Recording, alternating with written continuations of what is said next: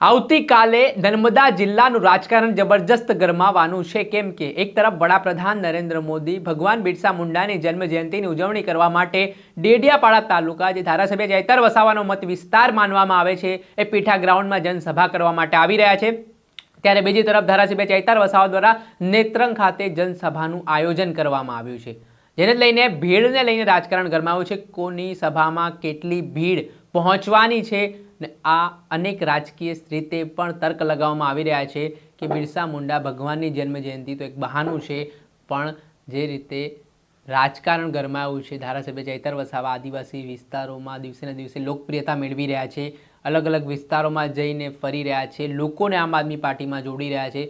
તેના કારણે ક્યાંક ને ક્યાંક ભારતીય જનતા પાર્ટી માટે આ ચિંતાના સમાચાર છે ને આના જ પગલે વડાપ્રધાન નરેન્દ્ર મોદી ફરી આદિવાસી વિસ્તારોમાં માહોલ બનાવવા માટે આવતા હોય તેવી ચર્ચાઓ પણ વેગવાન બની છે। ત્યારે આ વચ્ચે છોટુ વસાવા, જે આદિવાસી સમાજના દિગ્ગજ નેતા છે અને ચૈતર વસાવાના ગુરુ રહી ચૂક્યા છે, તેમનું નિવેદન સામે આવ્યું છે। વડાપ્રધાન નરેન્દ્ર મોદીની મુલાકાતને લઈને તેઓએ પ્રહાર કરવાની શરૂઆત કરી છે।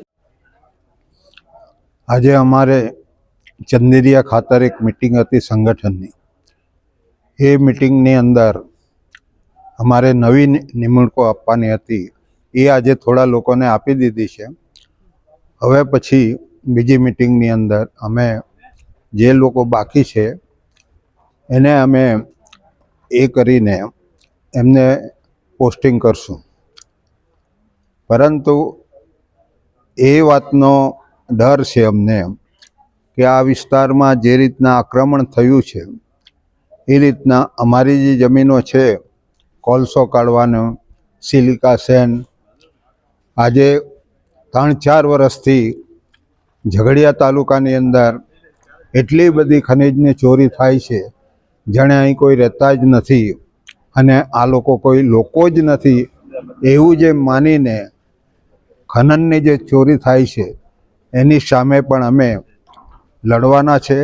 અમારી તાલુકા પંચાયતો બને, જિલ્લા પંચાયતો બને, એ જાતના પ્રયાસ કરીને અમે અમારી જે જમીની હકીકત છે, જે જમીનો ઝૂંટવાઈ જાય છે, અત્યારે હું કહું તો ખોટું નથી કે બારોબાર પંચાયતોને, ગામ સભાઓને ખબર નથી, એટલા દસ્તાવેજ આ લોકોએ કર્યા છે, એને રદ કરવાની પણ અમે મુવમેન્ટ ચલાવવાના છે। કેમ કે જમીન હવે શું છે કે આ લોકોને જમીનની ગંધ લાગી છે। જે ખનિજ છે, વરસાદ પડે, પહેલો વરસાદ પડે ત્યારે જમીન ગંધાય છે, એવી રીતના આ લોકોને ખનિજની ગંધ આવી છે। એટલે એ ચોરી કરવા માટે એ લોકોએ અહીં પડાવ નાખ્યો છે અને એમાં પૂરજોરમાં જે ચાલી રહ્યું છે એ ખનિજ ચોરી અમે અટકાવવા માટે અમારી રીતના બધા પ્રયાસ કરશું। કોઈ રેલી કાઢીને બી અમે અટકાવી દઈશું, કારણ કે અત્યારે જેની પાસે ઈસી નથી એવા લોકોની એવી ખાણો અત્યારે બંધ કરી છે, પણ કેટલાક માથાભારે લોકો એવા હશે કે જે ચાલુ રાખી હશે, એને પણ અમે શોધીને બંધ કરાવશું। કારણ કે આ દેશની અંદર જે સમસ્યા ઊભી થઈ છે એના બધા સાક્ષી છે। આજે મોંઘવારી ભયંકર છે, બેરોજગારી ભયંકર છે, લોકો બિચારા પાયમાલ થઈ ગયા છે અને એમને કોઈ રસ્તો મળતો નથી। પરિણામે કેટલાક લોકો બિચારા આપઘાત કરીને મરી રહ્યા છે અને આ સરકારને કશી પડી નથી આવા લોકોની।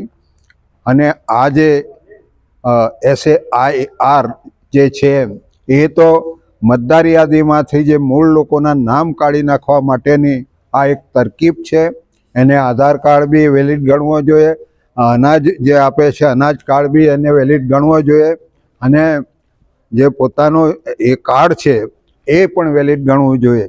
એ આમાંથી કાઢી નાખવાનો મતલબ શું છે કે અહીંના જે મતદારો છે એને સાઇડ કરીને એમાં જે માનનારા લોકો છે એટલા જ મત આપે, એ જાતની જે વ્યવસ્થા ચૂંટણી પંચે જે કરી છે એને હું સખત શબ્દમાં વખોડું છું અને એનો અમે વિરોધ કરવાના છે। કારણ કે આ બધું ચાલે નહીં। બિહારની અંદર પણ 64 લાખ મતદારોને તમે સાઇડ કર્યા છે। જે વર્ષોથી મત આપતા હતા એવા લોકોને તમે બહારના ગણીને જે સાઇડ કર્યા છે એ કોઈ દિવસ ચાલે નહીં, એ ચલાવી લેવામાં આવે એવું નથી।